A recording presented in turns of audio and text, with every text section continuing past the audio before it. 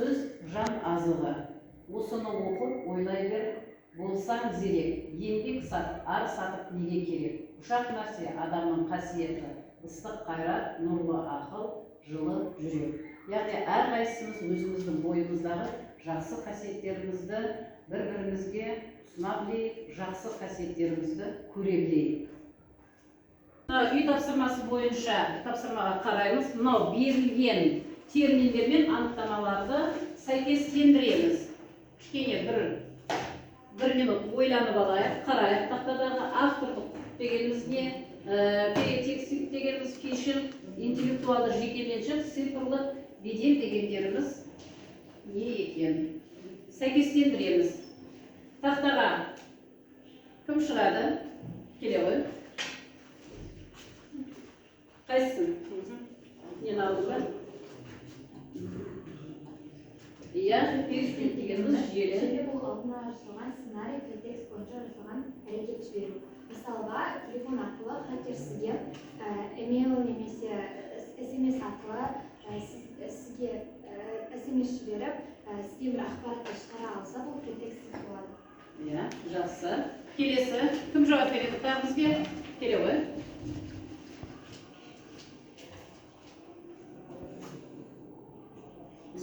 Цифрлық бедел. Желідегі жанды немесе жансыз мәліметтер бұл ВКонтакте, Инстаграм, Телеграм секілді интернеттегі желілердегі жанды немесе жансыз мәліметтер. Жансыз мәліметтер. Жақсы.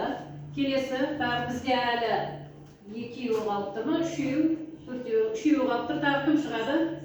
Қайсымыз жауап береміз? Үй тапсырмасы бойынша мына берілген терминдерге анықтамаларды сәйкестендіру. Келе ғой.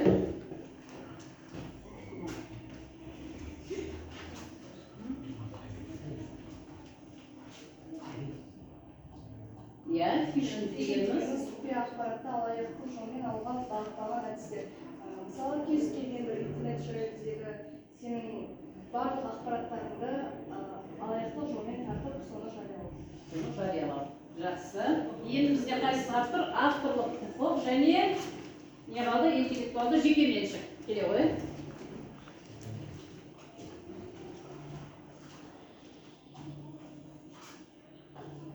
Авторлық құқық дегеніміз ғылым, өнер, әдебиет саласындағы туындыларға деген интеллектуалды жекеменшік құқығы. Бұған мысалға кез келген бір өнерпаздың талант иесінің өзінің шығарған еңбектерін біз оның авторлық құқығы деп айтамыз. Құқығы деп атаймыз, өз еңбектерін. Енді бізде не қалды? Цифрлық бедел қалып тұр. Интеллектуалды жекеменшік дейді. Кім айтады? Кім жауап береді? Келе ғой.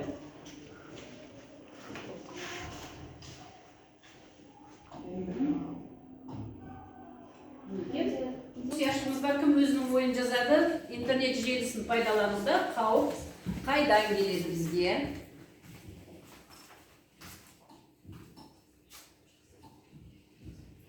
Спам, иә? Жақсы. Тағы бір не бос яшымыз қалды? Кім жауап береді? Нұрлан жауап береміз ба? Қайсымызда бар? Кім жауап береді? Мен білемін шығар. Келе ғой.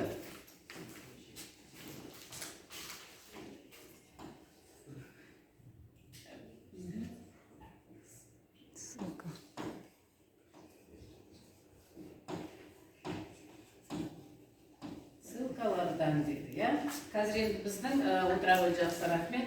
Енді біздің жауаптарымыздың дұрыс-бұрыстығына кішкене көз жеткізіп көрейік. Бізге міне интернет желісін пайдалануда қауіп қайдан келеді екен?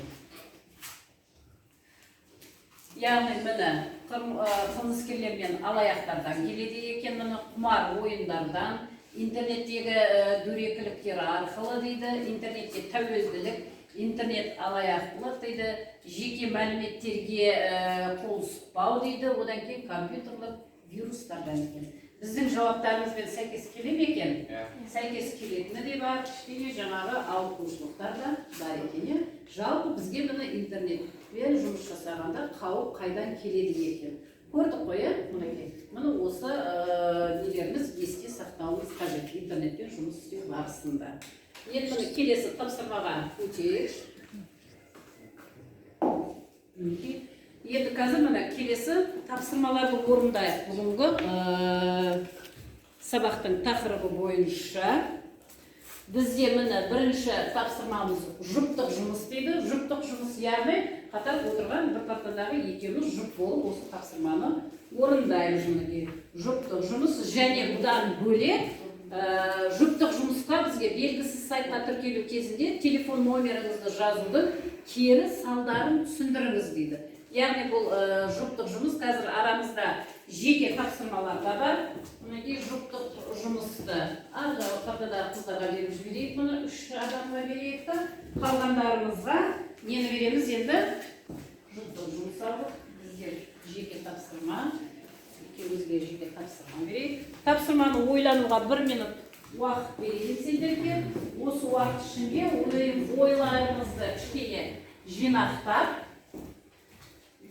жауап беруге дайындалайық. Мінекей дәптерге кішкене түсіріп алсақ болады. Ойымызды жинақтап, екеуміз мына жұптық тапсырма алғандар екеуміз бірігіп осыған өз ойымызды жазып қазір түсіндіріп береміз ойларымызды. Ручкамен аламыз мына.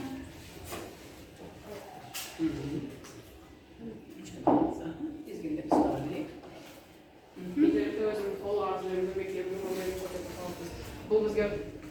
Бұл бізге қауіпті болып келеді және де өзіміздің дамиымызды хакерлер біліп, оған қауіптес еместер беруі мүмкін. Яғни бұл міне интернетте өзінің толық аты жөнімді мектебімді көрсету, ол шын қауіпті дейді. Келесі тағы кім шыға келе ғой?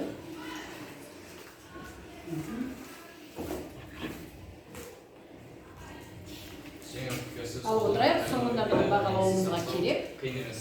Бұл сіздерге ыңғайлы болғанмен, басқаларға да ыңғайлы болу керек, соны ұйғаруымыз керек. Олар біздің парақшамызда взломать етуге болады. Взломать етуге болады, қауіпті. Енді біз қарамана жеңіл құпия сөзді қолдану ыңғайлы дейді. 1 минут тұрады. Осы жерде біз мінекей енді осы жеңіл құпия сөздерді біз егер пароль алатын болсақ, оны кез келген адам пайдаланып кетуі мүмкін. Пайдаланбау үшін біз құпия сөздерге нелерді қоссақ болады? Жоқ, нені қоссақ болады? Келе ғой, жақсы, отыра ғой. Кел, нелерді қоссақ болады? Мына жерге қосып жазып жіберейікші, нені қоссақ болады? Сонда біздің жаңағы құпия сөздерімізді кез келген адам ашып қарай алмайды. Қандай еді? Нижний пробел.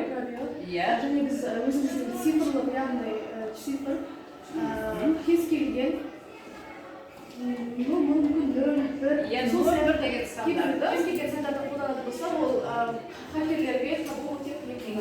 Соған екен. Жақсы, рахмет.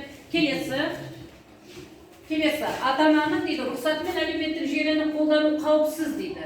Қауіпсіз ба, қауіпті ма? Кім айтады? Қауіпті ма, қауіпсіз ба? Айта ғой. Бұл қауіпті ма, қауіпсіз ба?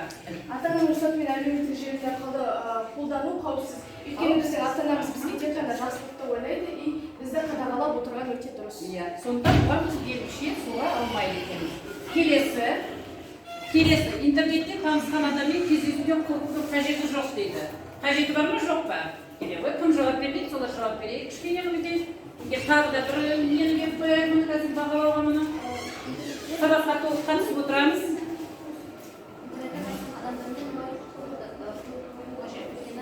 Сен олардың қалай бет бейнесін білмейді екенбіз. Жақсы. Келесі бізде досымның компьютерінде құпия сөз сақтап қалдыру мен үшін зиян келтірмейді дейді. Яғни досымыздың компьютерінде біз өзіміздің құпия паролімізді қалдыра аламыз ба? Қауіпті ма, қауіпсіз ба ол? Ол бізде қауіпті екен. Жақсы. қауіпті, себебі біз ол досымыз істейтін біздің аккаунтымызға дейін болса, әлеуметтік желіде жеке парақшаны баршаға қолжетімді ету қауіпсіз дейді. Келе ғой. Әлеуметтік желідегі жеке парақшаны баршаға қолжетімді ету, бұл әрине қауіпсіз, өйткені олар біздің жеке мәліметтерімізді біліп алуы мүмкін. Қауіпті, қауіпті. Жақсы, мінекей жұптық жұмыс бойынша айтатындар бар ма, Біз тапсырма тапсырмаларды орындап бітті. Енді бүгінгі сабағымызды қорытындылау, бекіту мақсатында мына компьютермен жұмыс жасаймыз. Барлығымыз ноутбукты ашамыз. Ашып, мінекей біз енді не істейміз?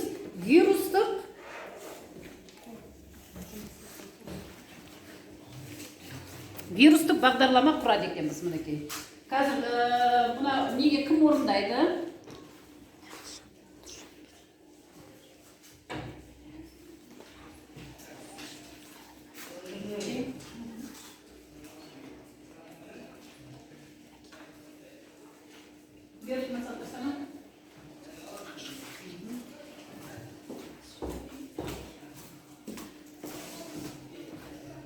Біреуіміз шыңғынан үлкен неде орындай қояйық.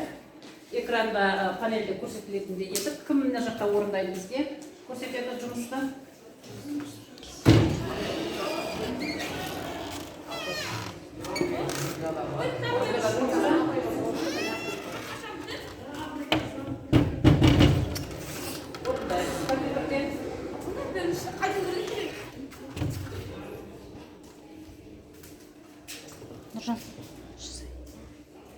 Geleceğim.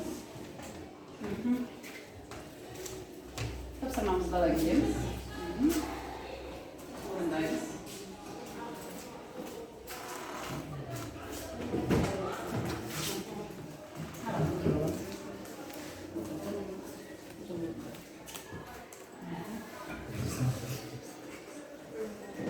Afiyet olsun. Ne жақта болған нелер бар екен? Таным. Қорытындысын көрейік. Бізде не шығып тұр жұмыста қазір?